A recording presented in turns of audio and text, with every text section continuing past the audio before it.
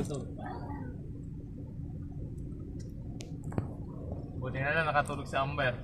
Kung hindi, nangyari pagdating doon.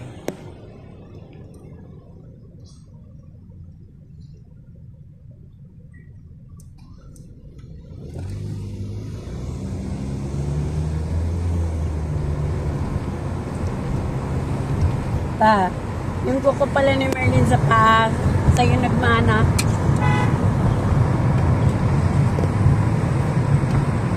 Yung forma, pa, yung forma na mga kuko niya sa pa ni Merlin, sa'yo nagmana. Eh, kinukuhan ko siya nakarang gabi. 7-Eleven. Ayun na sabi, saan niya? Ay, oo nga no. 7-Eleven. Gasolinahan. Hindi siya ano. Kape lang. Or ano.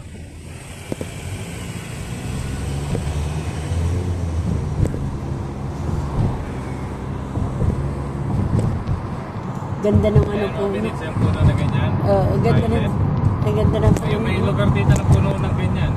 Oo, ganda. Sa atin. Magkakapan na tayo. Ayun na, diba? Yan ang paborito ni ano, kulay balik. Ang klase.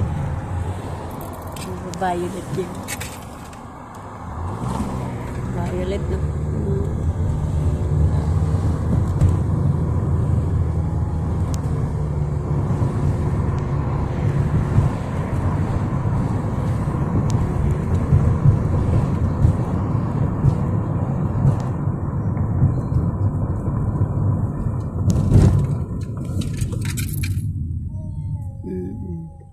Camera kahit saan.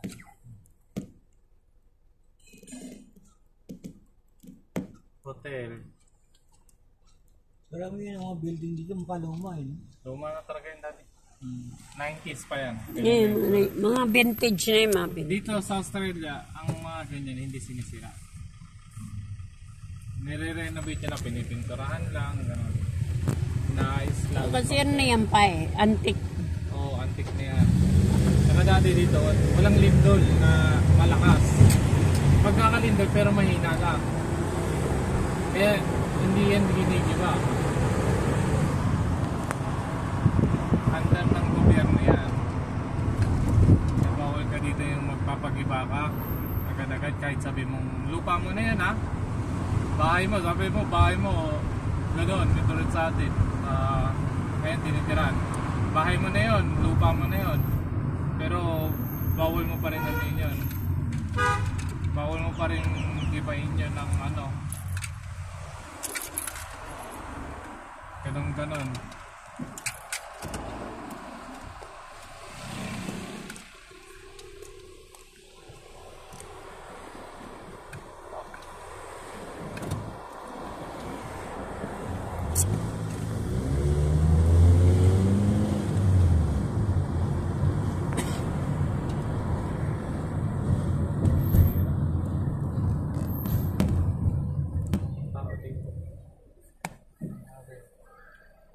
Public school yan.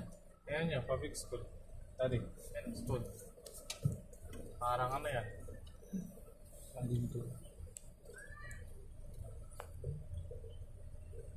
Public school yan, pero ang ganda. Alam mo, parang private school. Public school lang yan.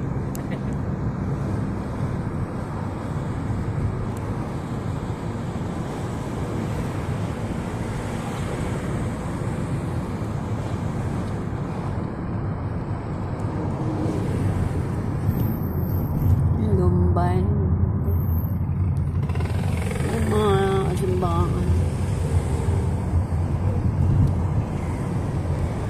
Mga vintage na yun.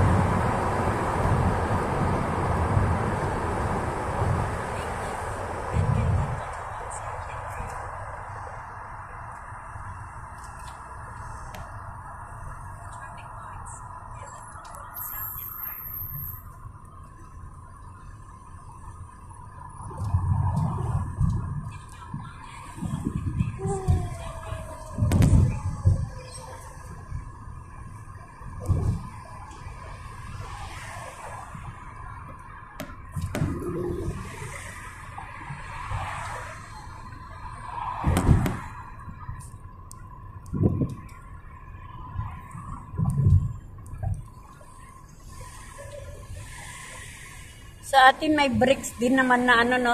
Ganyan, no? Oo, mami. Pero isang floor lang na bahay.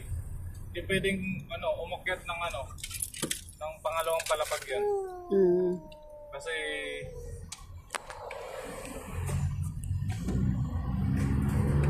yung lindol kasi sa atin malakas. Mm-mm. Kaya hindi suitable ang bricks ang bahay, semento. Mm. Bahay sa atin. Pwede naman bahay mo bricks lang. Pero dapat malayo ka sa lindol. Mm. Lahat ng lupalop dun may lindol.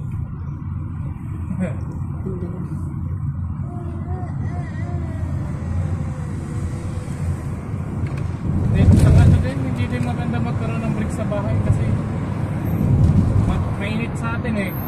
Oh. Pag bricks ang bahay mo, matagal lumabas ang yung weather sa loob nun. Kaya kung mainit yung bahay mo, matagal talaga lumabas ang init. Dito kasi nagbe-brick sila kasi yung lamig eh. Oo. Kaya kapag kunyari nag-init sila sa loob, matagal lumabas yung init. Yun yung maganda doon. Kaya gusto nila nagbe-bricks.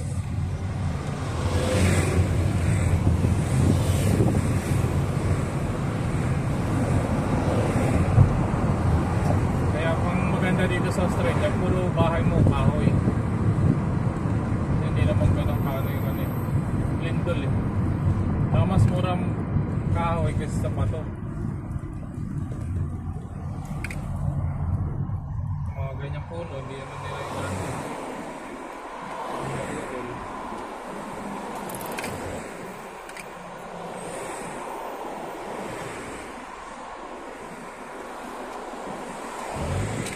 Grabe.